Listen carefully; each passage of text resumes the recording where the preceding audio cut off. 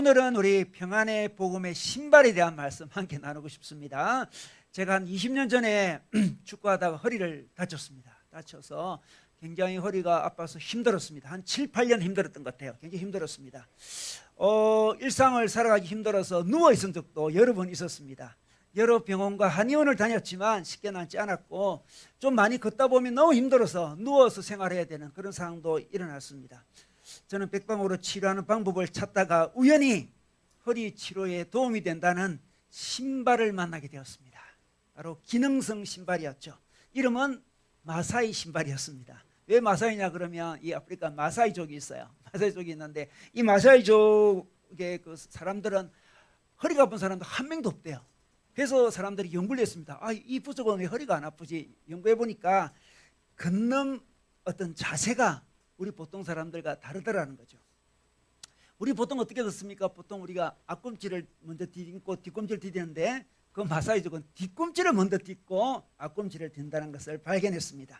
그래서 그 마사이족을 생각하면서 마사이 신발을 개발했는데, 그 신발은 자동적으로 뒤꿈치를 먼저 딛고 앞꿈치를 딛게 고안이 된 그런 신발이었습니다. 저는 그 신발을 사게 되었고 그 신발을 신게 되었는데 아주 쿠션도 아주 있어가지고 쿠션도 아주 깊어요. 두껍고 깊습니다. 그래서 많이 걸어도 불편하지도 않았고 저의 어떤 자세를 그 마사이 신발이 교정해 주었습니다. 처음 나왔을 때 생긴 것도 굉장히 좀 이쁘지 않아요. 이쁘지 않습니다. 그럼에도 불구하고 두껍기도 해요. 그렇지만 사시사철 저는 그 신발을 신고 다녔고 한 10년 정도 제가 그 신발만 신었던 것 같습니다. 감사하게도 그 신발 덕분인지 허리는 다 치료되었고 저희 일상은 정말 잘 회복되었습니다. 제가 이 시간에 신발 광고하는 시간 아닙니다. 신발 아니고 마사이 신발이 별 도움이 안 됐다는 사람도 많이 있습니다. 여러분 잘 참조하시고 받으시면 좀 무조건 좋다 그런 말이 아니고, 저한테는 굉장히 신발이 도움이 되었습니다. 허리 아픈 사람에게 신발은 정말 중요한 것 같습니다. 기능성 신발이 필요합니다. 마찬가지로 우리가 전쟁을 할 때 있잖아요. 전쟁에 적합한 기능성 신발이 있습니다. 너무나 중요하죠. 전쟁할 때, 전투할 때 어떤 신발이 필요합니까? 바로 군화가 필요합니다. 군화를 신고 우리가 전쟁을 하게 되어 있죠. 우리가 영적 전투에 필요한 전신갑주, 우리 완전군정을 나누고 있는데 오늘 말씀에서는 이 군화, 영적 군화를 소개하고 있습니다. 우리 영적 전투 중에 반드시 신어야 될 군화, 바로 영적 전화에 대해서 오늘 말씀해 주고 있습니다. 이 군화를 신을 때 우리는 영적 전투에 승리할 수 있다고 말씀하시고요. 그런데 이 군화가 어떤 기능을 가졌는지도에 대해서도 말씀해 주고 있습니다. 그리고 더 나아가서 이 군화를 어떻게 신을 수 있는지 말씀해 주고 있습니다.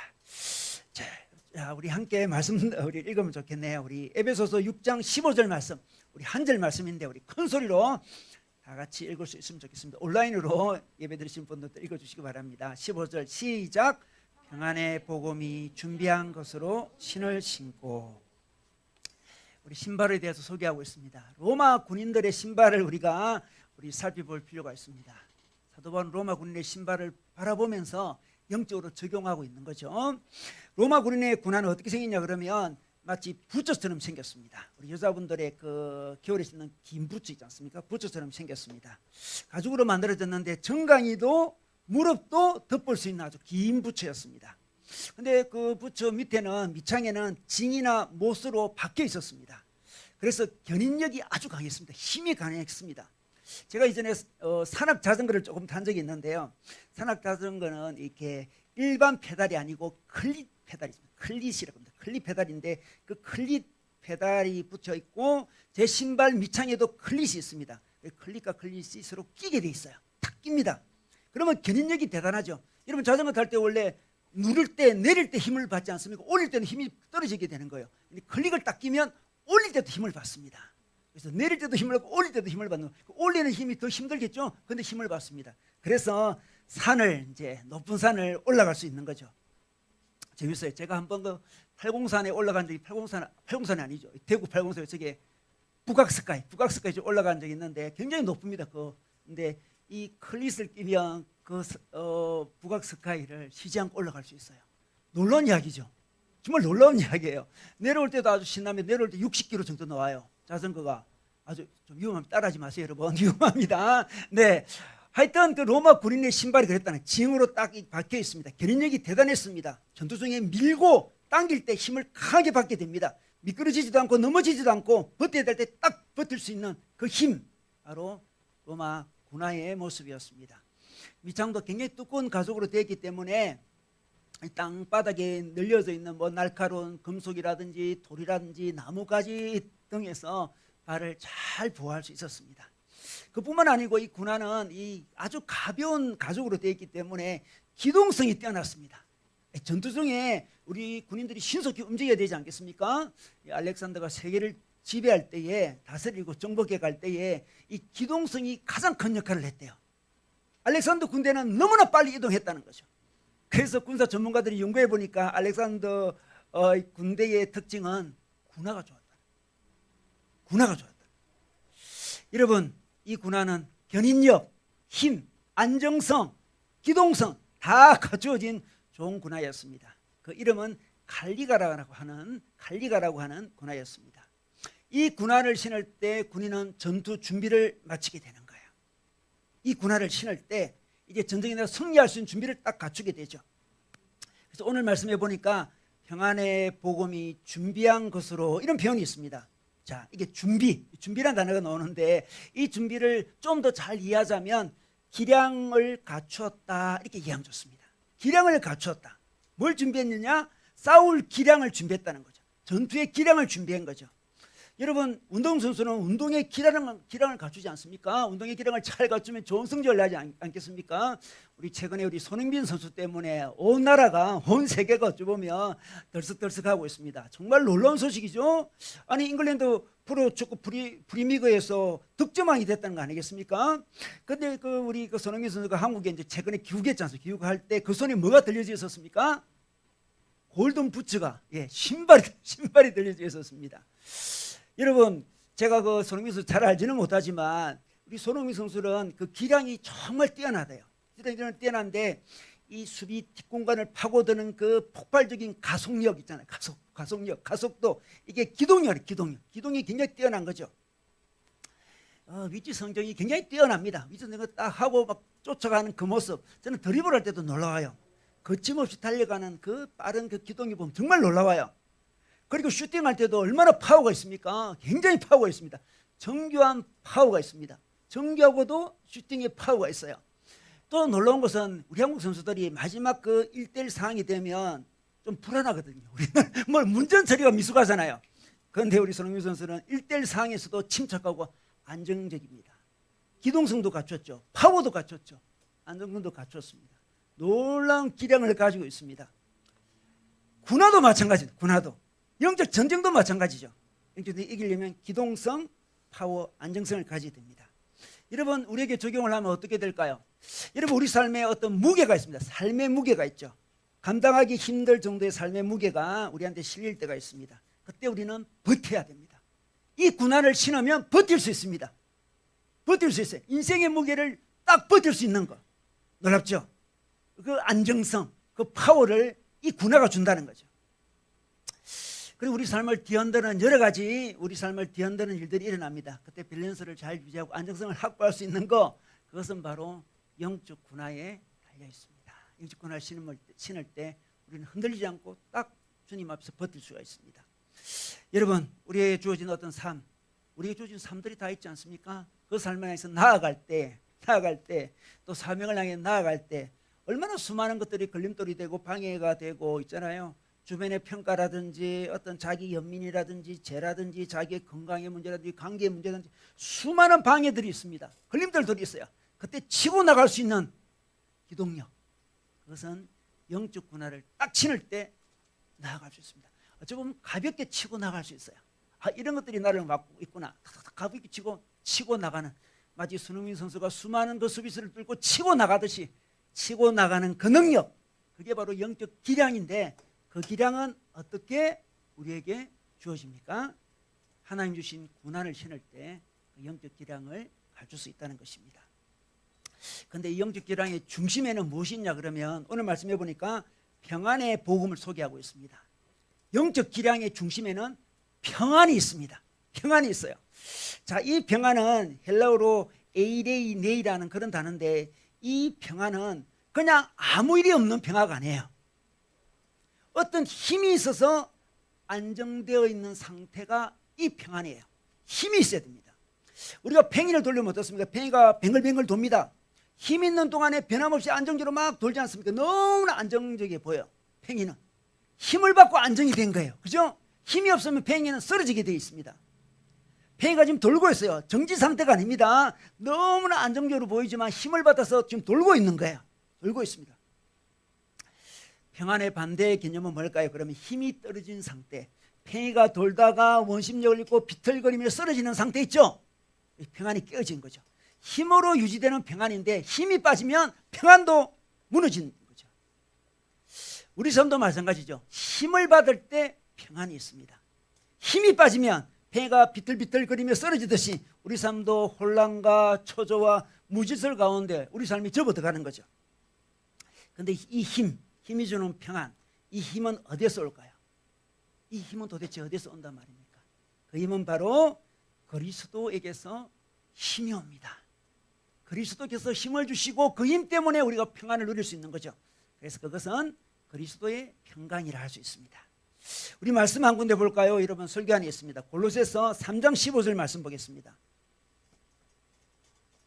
그리스도의 평강이 너의 마음을 주장하게 하라, 이런 말씀이 있습니다. 자, 우리 마음을 누가 주장합니까? 그리스도가, 그리스도의 힘 있는 그 평강이 우리 마음을 주장하게 하라, 이렇게 말씀하고 있습니다.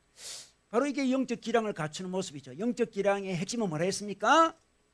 평안. 그런데 이 평안은 그리스도의 평안입니다. 이 힘의 근원은 그리스도입니다. 그리스도와 연결되어 있어야 됩니다. 그리스도와 연결되어 있을 때 그 힘을 받는 거죠.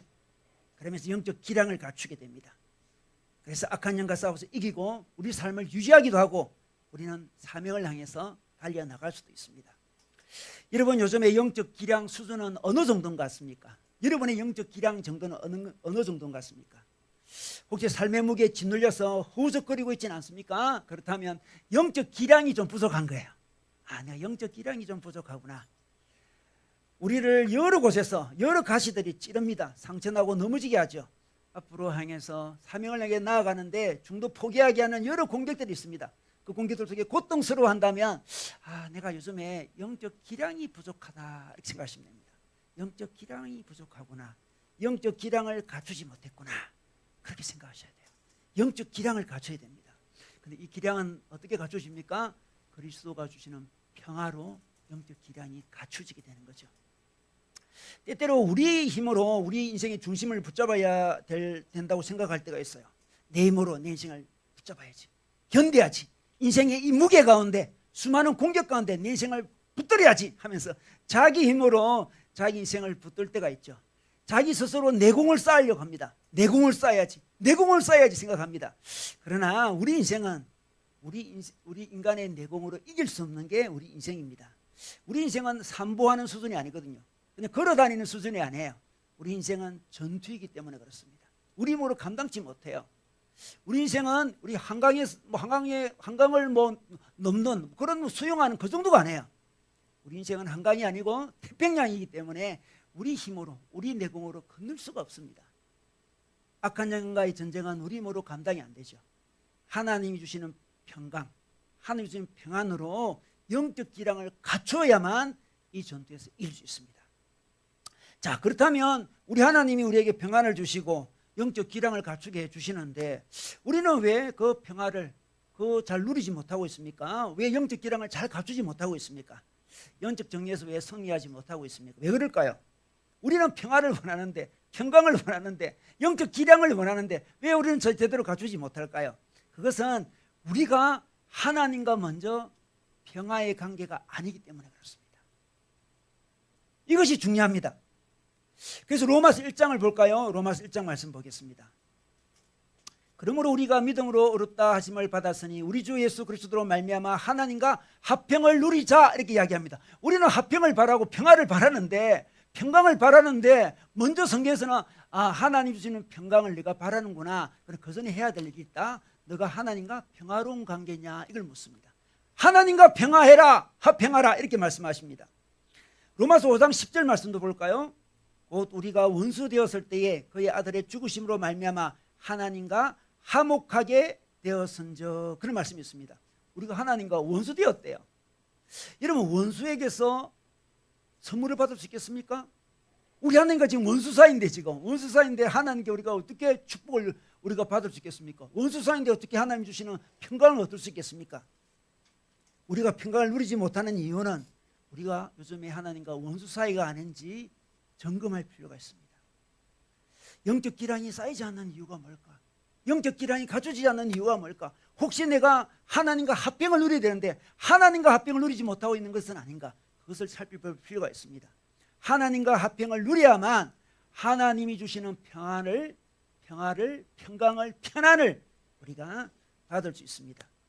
그런데 우리 생각, 우리가 어떻게 하나님과 적대관계지, 원수지, 이렇게 생각할 수 있습니다. 그런데 성경은 우리가 하나님과 원수 되었다 이렇게 얘기하고 있습니다. 여러분, 우리가 왜 하나님과의 적대관계, 원수의 관계, 적의를 품고 있을까요? 왜 그럴까요? 왜 그럴까요? 성경은 우리에게 하나님과 원수관계라고 하는데 우리는 왜 원수관계를 맺고 있습니까? 그것은 우리가 주인이 되려고 하기 때문에 그렇습니다. 주인이 되려고 하는 그것이 바로 하나님과 원수관계에 접어들어가는 거죠. 조나단 에드워드가 이런 이야기를 합니다. 우리 인간은 왜 하나님에 대해서 적대적일까? 그것은 우리가 두 주인을 섬기기 때문이다 이렇게 주장합니다. 두 주인은 사실은 자기와 하나님이죠. 두 주인을 섬기기 때문이다 이렇게 말씀하고 있습니다. 마태복음 6장의 말씀에 한번 볼까요? 6장 24절 말씀 보겠습니다. 우리 잘 아는 말씀이죠. 한 사람이 두 주인을 섬기지 못할 것이니 혹 이를 미워하고 저를 사랑하거나 혹 이를 중히 여기고 저를 경히 여김이라 이렇게 말씀하고 있습니다. 너희가 하나님과 재물을 겸하여 섬기지 못하느니라 이렇게 말씀하고 있습니다. 두 주인을 섬긴다. 두 주인. 자, 두 주인을 섬기려고 우리가 하는데 실상은 두 주인을 섬기는 것 같은데 사실은 한 주인을 선택하게 되었어요. 한 주인을 미워하고 또 한 주인은 사랑하고 한 주인은 중히 여기고 한 주인은 경히 여긴다는 거죠. 우리가 왜 하나님과 원수관계라고 이야기합니까? 우리가 하나님을 믿는다고 하면서 어느 순간 하나님보다 다른 주인을 더 사랑한다는 거죠. 하나님을 경히 여기고 다른 주인을 중히 여긴다는 거죠. 그게 적대관계예요. 하나님과 적대관계라는 것은 뭐 안티 기독교인이 되고 뭐 안티 뭐 크라이스트가 되고 이런 게 아니죠. 우리가 두 주인을 섬기는 듯한데 사실은 하나님 외에 다른 주인을 섬기는 그 모습이 바로 어떤 모습이다? 적대적인 관계의 모습이다 이렇게 소개하고 있습니다. 여러분, 주인이 두 명이 있을 수 있습니다. 주인이 두 명 사이에서 우리가 누구를 선택할 것인가 늘 고민할 수 있다는 거죠. 여기서 주인이라는 것은 자기에게 기쁨을 주고 자기 삶의 행복을 주리라고 기대하는 어떤 대상이 주인입니다. 대상이 주인. 내가 이 사람을 섬기면, 이 대상을 섬기면 내게 기쁨과 행복을 주리라고 기대하는 어떤 대상, 섬기는 대상, 그 대상이 주인이죠. 그런데 두 주인을 섬기려고 하는 시도 자체, 사실은 또 두 주인을 섬긴다 하면서 한 주인을 선택하게 되어 있는데 우리가 하나님을 선택하지 않고 다른 것을 선택하기 때문에 하나님과 적대적인 관계에 있다 이렇게 이야기하고 있습니다. 여러분, 우리가 하나님과 적대적인 관계에 있을 때에 우리는 영적 기량을 갖출 수가 없어요. 그래서 영적 전쟁에서 판판이 쓰러지게 되는 거죠. 여러분, 저희가 하나님과의 관계 속에서 적대적이다 이런 것을 어떻게 알 수 있냐 그러면 이 우상을 섬기는 모습을 통해서도 알 수 있고, 또 한편으로는 저희가 분노가 많을 때 자기가 하나님 앞에 좀 하나님과의 관계 속에서 적대적인 모습을 띠고 있지 않나 점검해 볼 수 있습니다. 분노가 나는 거죠. 무엇에 분노가 나겠습니까? 하나님 자체에 대해 분노를 노골적으로 표현하지 않았습니다. 그 정도로 표현하지 않는 사람은 별로 없습니다. 그런데 자신의 능력에 대해서 분노할 때 있죠. 자신의 재능에 대해서 분노할 때 있고요. 자신의 배경에 대해서 분노할 수 있고, 자기의 주어진 환경에 대해서 분노할 수 있죠. 자기의 주어진 사람들에 대해서 분노할 수 있습니다.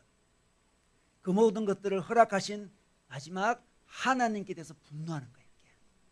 직접 하나님께 대해서 분노하는 것 같지는 않습니다. 그러나 가만히 보면 하나님 우리 인생에 다 허락하신 것들, 그것에 대해서 분노하고 있는 거죠. 사실은 하나님에 대한 분노인 것입니다. 하나님에 대한 분노가 때로 자기 자신에게 분노할 때가 있고, 자기 부모에게, 자기 배우자에게 분노할 때도 있습니다. 물론 사람들이 잘못하면 분노할 수 있죠. 당연히 분노할 수 있습니다. 그러나 어쩔 수 없는 어떤 한계들 앞에서 분노하는 것은 하나님께 분노한 것입니다. 어떤 사람은 자기랑 인종이 다른 사람을 향해서 분노한 사람이 있습니다. 자기랑 성이 다른 사람을 분노하는 사람도 있고요. 다른 지역 사람도 분노하는 경우 많죠. 다른 의견을 가진 사람 우리 분노할 때 많죠. 그 모든 분노는 하나님에 대한 분노와 연결이 되어 있습니다. 남에게 분노하는 사람, 자기에게 분노하는 사람. 우리 프로이드가 그런 이야기를 하는데 자기에게 분노하는 거 있잖아요. 자기를 죽이려고 하는 그런 마음.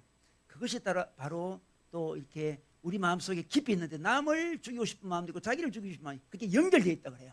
근데 성경적으로는 그 모든 것이 하나님에 대한 분노로 다 연결이 되어 있는 것입니다.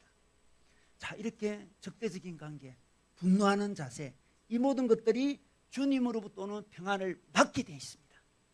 평안의 힘을 막게 돼, 평안의 힘이 저희한테 오는 걸 막게 되어 있어요.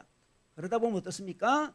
우리가 영적 기량을 갖추지 못하고 영적 전쟁에서 무너져 내린다는 겁니다. 그러므로 우리는 영적 기량을 쌓을 때, 전쟁에서 이기려고 할 때 먼저 점검해야 될 것, 내가 요즘 하나님과의 관계가 어떤지, 적대적인 관계는 아닌지, 내가 하나님을 주인으로 섬기고 있는지, 다른 주인을 우리가 엄밀히 섬기고 있는지를 점검해 볼 필요가 있다는 것입니다.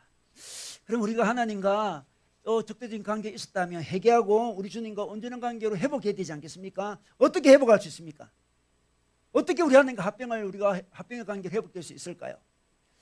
우리 로마서 5장 1절 말씀 다시 한번 보겠습니다. 우리 5장 1절 말씀. 그러므로 우리가 믿음으로 의롭다 하심을 받았은즉 우리 주 예수 그리스도로 말미암아 하나님과 화평을 누리자, 이렇게 말씀하고 있습니다. 예수 그리스도로 말미암아 믿음으로 의롭다 하심을 받았으므로 화평을 누릴 수 있다는 거죠. 믿음으로 우리는 예수 그리스도를 받아들임으로 하나님과 화평을 누립니다. 우리 예수 그리스도가 십자가에 죽으셨습니다. 그리고 그분은 우리를 의롭게 해주셨습니다.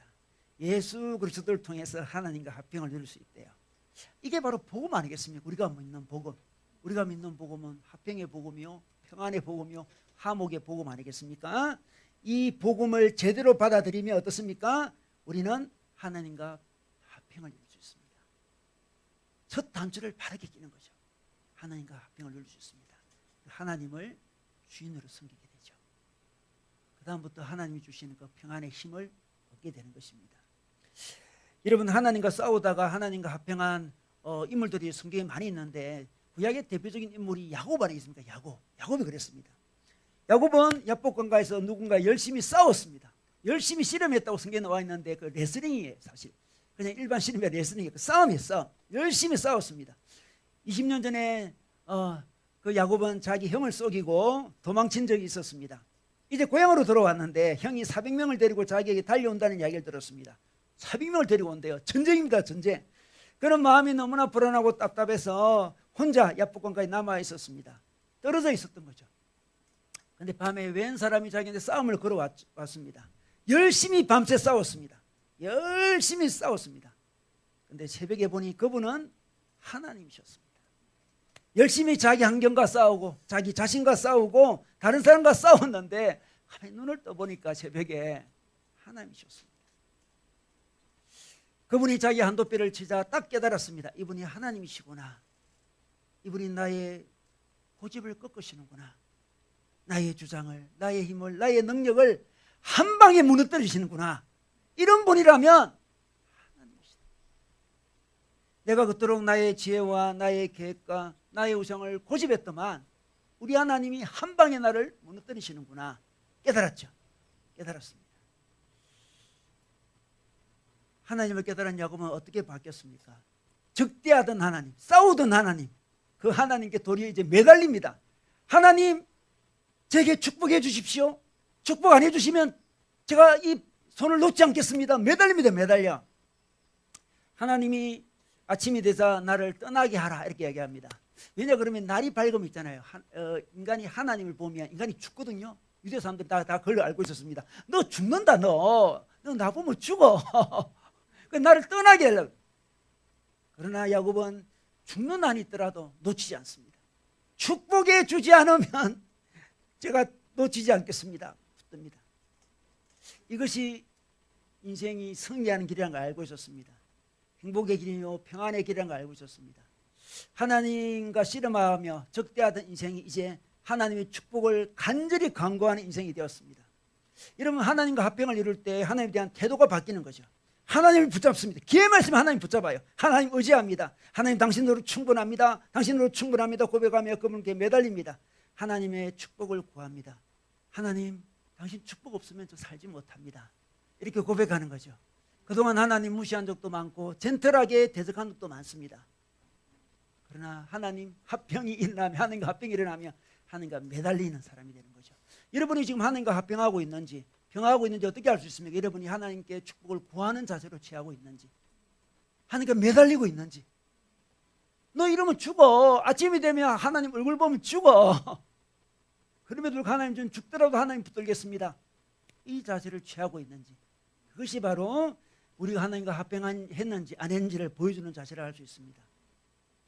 여러분, 우리가 예배 시간을 드리고 있습니다. 예배를 지금 드리고 있죠.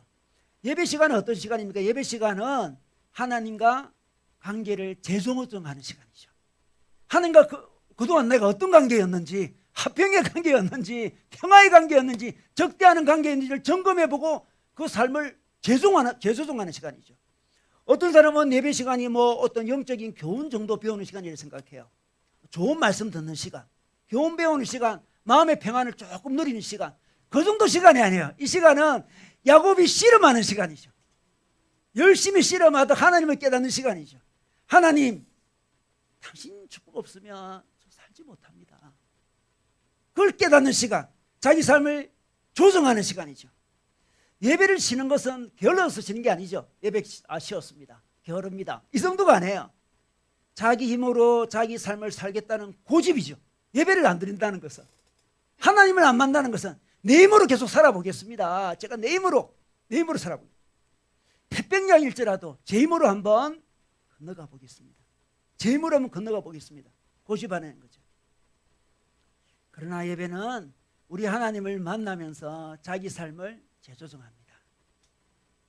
하나님과 싸우던 인생이 하나님을 의지하는 인생으로 바뀌는 시간이죠.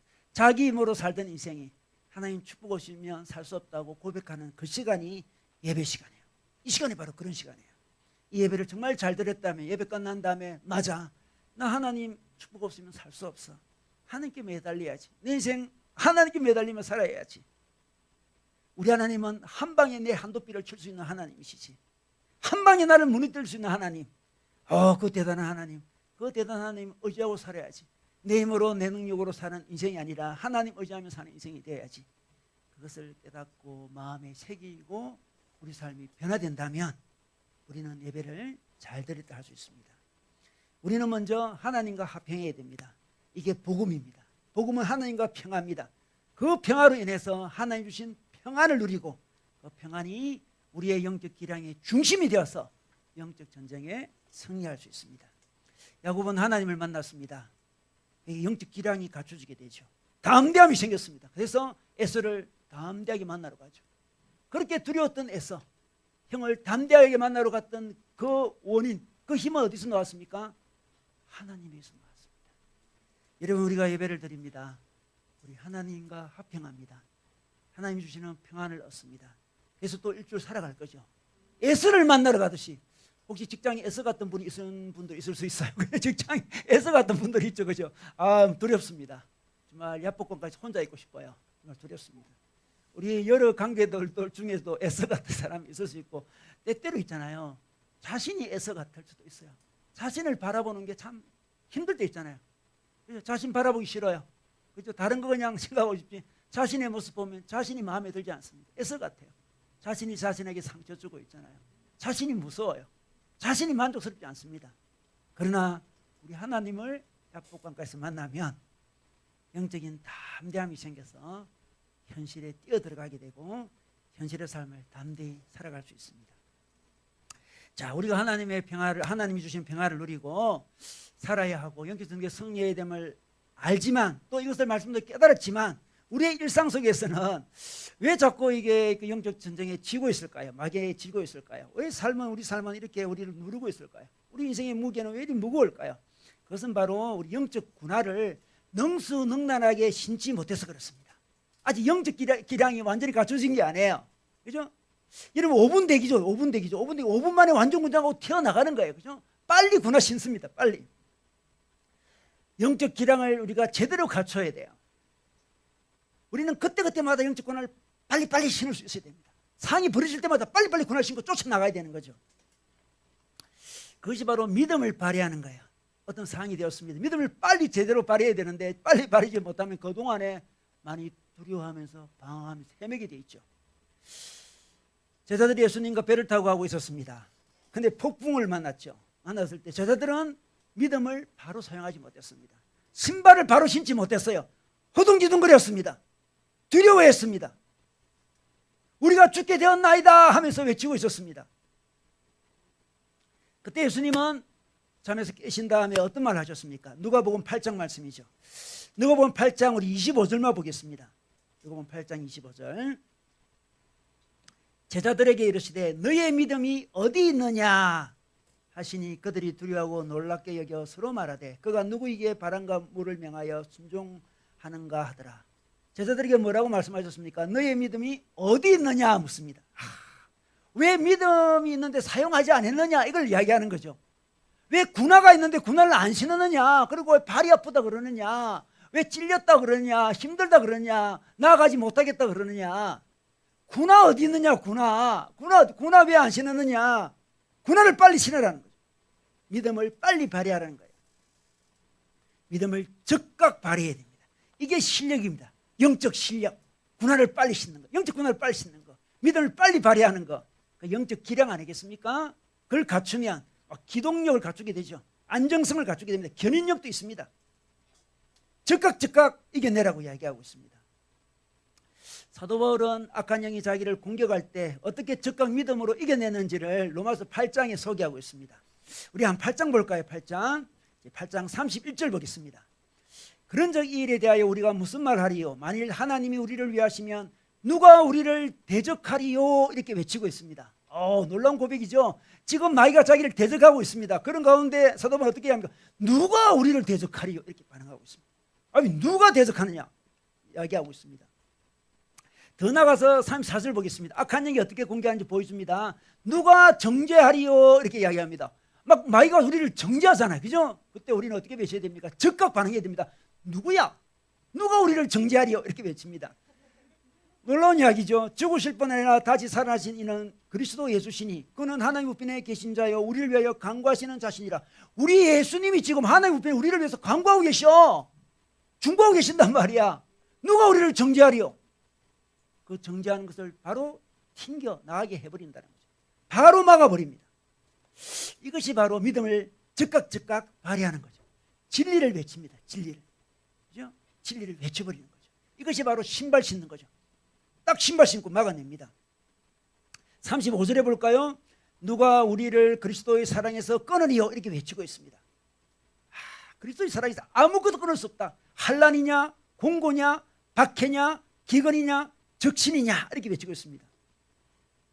이 적신이라는 단어는 이게 벌거벗었다 이 말이잖아요. 죽음 직전의 처참한 상태를 적신이라고 그래요. 그 적신이냐, 적신이라도 그리스도의 사랑에서 끊을 수 없다고 외치고 있습니다. 위험이냐 칼이냐, 사도 바울은 위험 중에 죽음 앞에서 이렇게 외치고 있는 거예요. 우리 삶에 이런 것들이 수많이 다가올 수 있습니다. 그때마다 우리는 외쳐야 되는 거죠. 그리스도의 사랑을 외쳐야 되는 거죠.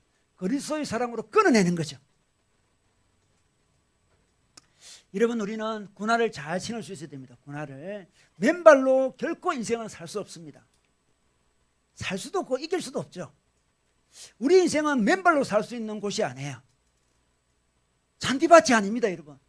여러분 인생 잔디밭입니까? 직장생활이 잔디밭인가요? 여러분 가정이 잔디밭인가요? 우리 인생이 잔디밭이면 맨발로 그냥 살판살판 다니면 좋겠죠. 우리 인생은 거친 들판이죠. 산을 헤매야 돼요. 전투입니다. 전투. 맨발로 살아갈 수가 없습니다. 그런데 왜 맨발로 살려고 합니까? 자기 힘으로, 자기 실력으로, 자기 능력으로, 자기 의지로 살려고 하는 거, 그래봤자 맨발이에요. 여러분 좀 강한 맨발. 다른 사람보다 좀 강할 수는 있겠죠. 강한 맨발밖에 안 돼요. 전쟁에서는 맨발로 나아갈 수 없습니다. 저는 어릴 때 수영을 좀 잘한다고 생각했어요. 지금 사실 수영을 잘 못했는데 제가 잘한다고 착각을 했어요. 수영을 늘 잘한다고 생각했습니다. 저희 고향은 또 바다까지 않습니까? 수영을 잘한다고 생각해서 한번 낙도 선교를 한번 간 적이 있었어요. 선교 가서 이제 같이 이제 바닷가에서 공놀이하고 놀았습니다. 놀다가 공이 이제 물에 이렇게 바닷물에 내려가는 일이 벌어졌습니다. 그때 애들한테 이야기해요. 걱정 마, 이 전도사님이 주워줄게. 난 자신 있어 하면서 그 볼을 주우러 갔어요. 그런데 조금 가니까 순간적으로 알았습니다. 저는 그 볼을, 그 공을 다시 찾을 수 없다는 걸 알았어요. 바닷물은 제가 감당이 안 됐어요. 제가 갈 수가 없어요. 저 도저히 가서 그 속도를 제가 절대 따라잡을 수 없었습니다. 바다의 그 어떤 강함을 제가 경험했죠. 아, 이게 바다구나. 우리 마산 앞바다는 굉장히 잔잔해요. 호수 같아요. 근데 그 통영 앞바다는 그렇지 않더라고요. 제가 감당이 안 돼요. 여러분, 인생은 통영 앞바다와 비슷해요. 여러분, 아무리 수영 잘해도 맨발로는 볼을 잡을 수가 없습니다. 큰 소리 쳤지만 부끄러웠어요. 좀 가다가 포기하고 왔거든요. 그럴 수 없습니다. 인생은 맨발로 살 수 없습니다. 슬리퍼 신고, 대충 슬리퍼 신고, 가벼운 운동화 신고, 그렇게 살 수 있다면 얼마나 좋겠습니까? 우리 인생은 전쟁입니다. 군화를 신어야 돼요. 군화를 신어야 돼요. 외쳐야 됩니다. 어떤 공격 가운데서도 환난이냐, 공고냐, 박해냐, 기근이냐, 적신이냐, 칼이냐, 그 모든 것은 예수 그리스도 사랑 앞에 아무것도 아니다고 외치는 그것이 바로 신발을 신는 거죠. 더 나아가서 바울은 영적 전쟁이 일어나면 비교를 합니다. 참 이 비교하는 작전도 참 좋은 작전인 것 같아요. 우리 로마서 8장 18절 말씀 볼까요? 네, 로마서 8장 18절 말씀 있습니다. 생각하건대 현재의 고난은 장차 우리에게 나타낼 영광과 비교할 수 없도다. 고난이 올 때마다 사도 바울은 비교를 했습니다. 여러분, 우리 비교 그러면 우리는 주로 난과 비교하는 거예요. 난과 비교. 사도 바울은 난과 비교하지 않고 뭐가 비교합니까? 고난과, 자기가 당하는 고난과 다른 사람이 당하는 고난과 비교한 게 아니죠. 영광, 우리에게 나타날 하나님의 영광, 하나님의 상급, 하나님의 칭찬, 하나님의 사랑과 자꾸 비교하는 거죠. 비교하는 게 신발을 빨리 신는 방법이에요. 빨리 비교해야 돼요. 비교해야 돼요. 고난이 옵니다. 여러분, 현재의 고난은 장차 나타날 영광과 비교할 수 없습니다. 상대가 되지 않아요. 상대가 되지 않습니다. 그래서 우리 인생에 무거운 짐이 있을 수 있습니다. 인생에 누리는 것들이 있을 수 있어요. 그때마다 어떻게 됩니까? 우리가 장차 누릴 그 하늘의 영광을 생각하며 비교하는 거죠.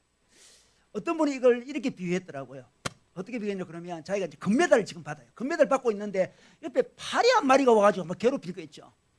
파리랑 금메달 비교하는. 지금 금메달 따가지고 너무 기쁜 영광 속에 있는데 파리 한 마리가 오는 거예요 지금. 금메달과 파리를 비교하면 이 파리가 괴롭히는 거 이거 아무것도 아니잖아요 지금. 좀 귀찮을 뿐이에요. 비교했다는 거죠. 여러분, 우리가 가진 영광이 이렇게 놀라운 거예요. 우리를 괴롭히는 수많은 것들, 어찌 보면 파리 한 마리가 우리를 괴롭힌다 할 수 있어요. 영적으로 보면 우리가 가진 너무나 큰 영광이 하늘의 영광, 하늘의 그 상급이 우리를 기다리고 있고요. 우리 예수님의 그 십자가의 그 사랑은 너무나 커서 우리를 괴롭히는 그것과 비교할 수가 없습니다. 이런 마치 시소하듯이 무거운 쪽으로 기울게 되지 않습니까? 우리를 괴롭힌 인생의 무게들 무겁게 느끼십니다.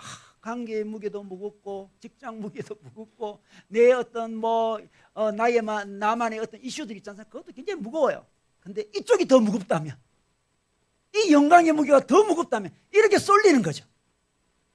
그러므로 우리는 우리가 가진 그 무게를, 인생의 무게를 그냥 두지 말고 우리 예수 그리스도의 영광과 비교해 보시기 바랍니다. 비교하는 게 바로 영적 기량이 있는 사람이 하는 모습이죠. 군화를 신는 거죠. 우리는 영혼의 관점에서 모든 것을 바라봐야 됩니다. 하나님의 관점에서 모든 것을 바라봐야 됩니다. 그러면 영적 전쟁에서 승리할 수 있습니다. 지금 우리는 영적 전쟁 중에 있습니다. 여러분, 열심히 군화를 신어야 됩니다. 삶의 무게를 이겨내야 됩니다. 군화를 심어으로 이겨내야 되고, 더 중요한 것은 우리 하나님께 우리에게 주신 사명들 있지 않습니까? 비전들 있지 않습니까? 어떻게 치고 나가겠습니까? 우리가 군화를 실을 때 수많은 장애물을 극복하면서 치고 나갈 수 있습니다. 우리 손흥민 선수가 정말 여러 사람을 제끼고 나가는 모습 봤지 않습니까? 정말 놀라워요. 제끼고 나가서 마지막 슛 하는 그 모습, 너무나 멋진 모습인데 그 모습은 영적으로 우리의 모습이 될 수 있습니다. 우리가 군화를 갖출 때 그럴 수 있습니다. 여러분, 군화를 잘 신어서 영적으로 승리하시기를 우리 주님의 이름으로 축원합니다.